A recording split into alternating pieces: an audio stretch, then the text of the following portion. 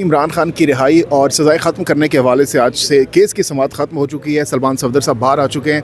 जी सलमान सफदर साहब, आज क्या खुशखबरी है पीटीआई कारकुनान सपोर्टर्स के लिए? क्या कुछ खबरें अदालत में आज हुआ है? सुना है बड़ी आज खुशगवार समाअत हुई है, आपने कुछ वीडियोज़ भी चलाई है वहाँ पर।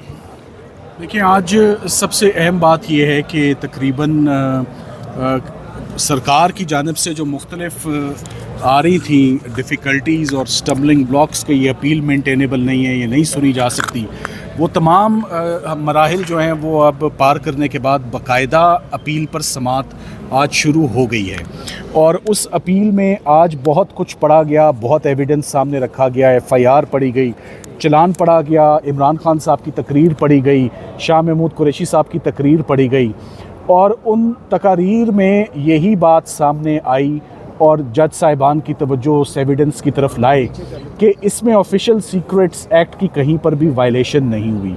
आज ऑफिशियल सीक्रेट्स एक्ट का कानून भी बहुत जामे और मुफस्सल तरीके से बेंच ने देखा कि कौन सी फॉरेन पावर है जो मुस्तफ़ीद हुई है, किस एनिमी स्टेट ने डायरेक्टली इनडायरेक्टली बेनिफिट किया है, कौन सा सीक्रेट है, कौन सा कोड है जो बाहर आया है। और इमरान खान साहब को तो कॉपी दी गई थी एक साइफ़र की, और आज़म खान साहब के रोल को आज एक दफ़ा दोबारा देखा गया।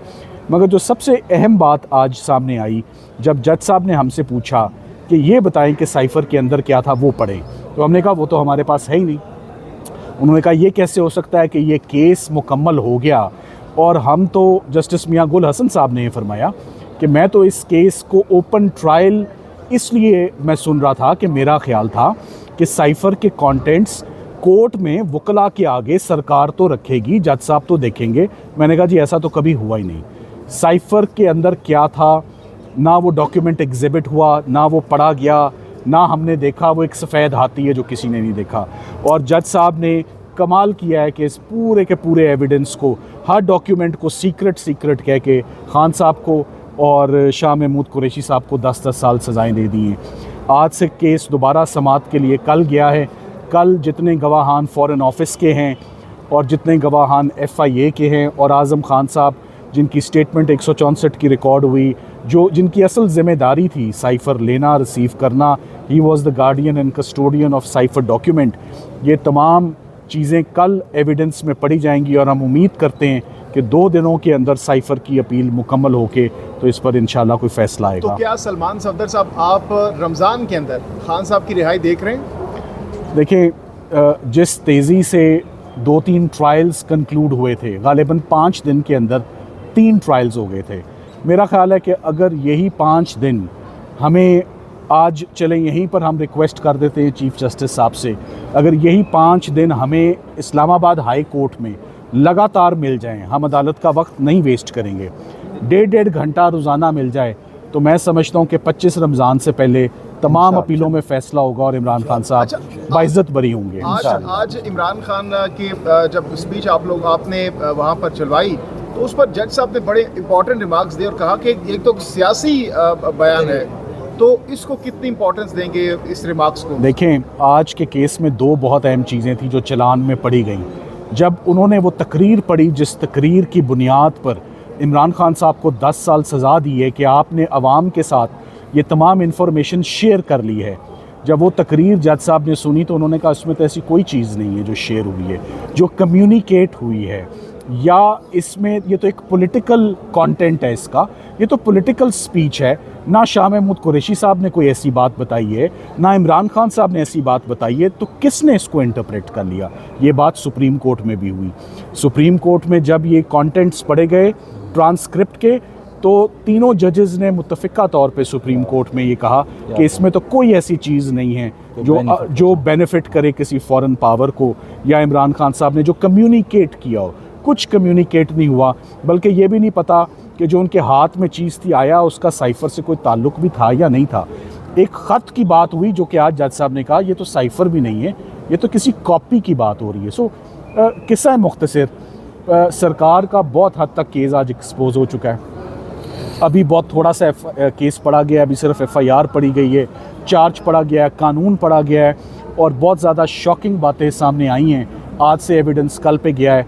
हम उम्मीद करते हैं कि कल मैं अपने आर्गूमेंट्स को कंक्लूड करके फॉर्मुलेट कर दूंगा, बहस कंक्लूड होके फिर सरकार ने जो अपने पॉइंट्स लेने हैं, अपना केस एक्सप्लेन करने या संभालने के लिए वो अपना मौका ले। मैं एंड में आपको ये ज़रूर कहना चाहूँगा कि कितनी अजीब बात है कि इमरान खान साहब के ऊपर इल्ज़ाम ये है कि आपने एक सीक्रेट चीज़ आवाम को दे दी और अदालत में वो सीक्रेट चीज़ लाई ही नहीं गई क्योंकि आवाम को पता चल जाएगी, या आवाम और मीडिया उस ट्रायल में एंटर ही नहीं हो सके। अगर ये चीज़ ऑलरेडी आवाम और मीडिया के नोटिस में थी और सबको पता है कि इमरान खान ने क्या किया, तो फिर ये सीक्रेट ट्रायल क्यों, और ये इस डॉक्यूमेंट को सीक्रेट डॉक्यूमेंट क्यों कहा जा रहा है?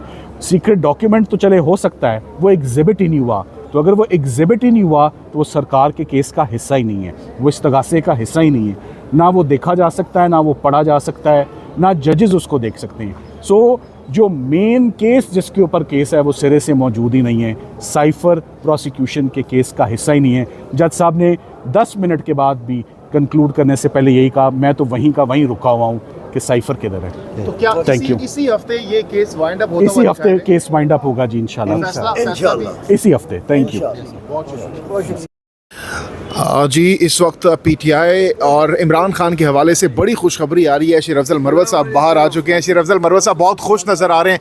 आज बड़ी इंटरेस्टिंग समाअत हुई है, क्या कुछ अंदर हुआ, क्या खुशखबरी है पीटीआई हमारी तरफ से दलाइल हो गए हैं, हमारी तरफ से आर्गूमेंट्स हो गए हैं साइफर केस में, और कल जो है इंशाल्लाह उम्मीद है कि दूसरी साइड से ख़त्म हो के कल ही शायद आर्डर हो जाए साइफर केस में।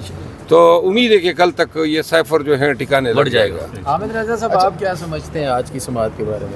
देखिए, हुकूमत के पास कहने के लिए कुछ नहीं है। हम डे फर्स्ट एक ही बात कह रहे हैं।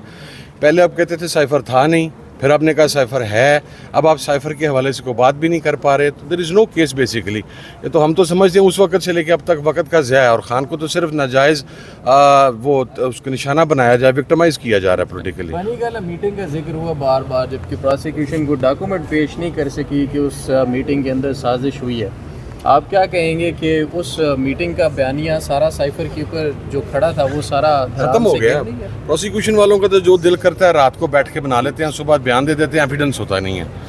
साइफर जिसने भेजा था उसकी डोनाल्ड लू की परसों खुद अपनी पेशी है। तो इंशाल्लाह जिन्होंने साइफर बनाया, जिन्होंने भेजा, जिन्होंने साइफर की बुनियाद पे इस मुल्क में खिलवाड़ खेला, अल्लाह ताला जो हैं उन तमाम को निशान इबरत बना दे। इन्होंने पाकिस्तान तहरीक इंसाफ के लीडर के साथ और पार्टी के साथ साइफर के नाम पे और 9 मई के नाम पे जो ड्रामे किए, जो हैबतनाक खेल खेला है, इंशाल्लाह ये अदालतों से और सड़कों पे और असम्बली के अंदर हम इन तमाम जो जंग उन्होंने छिड़ी हैं, अब हम मंतकी अंजाम तक पहुँचे। जी, समाअत ख़त्म हो चुकी है। सलमान सफदर साहब बाहर आ चुके हैं। जी, अच्छा ठीक है सर।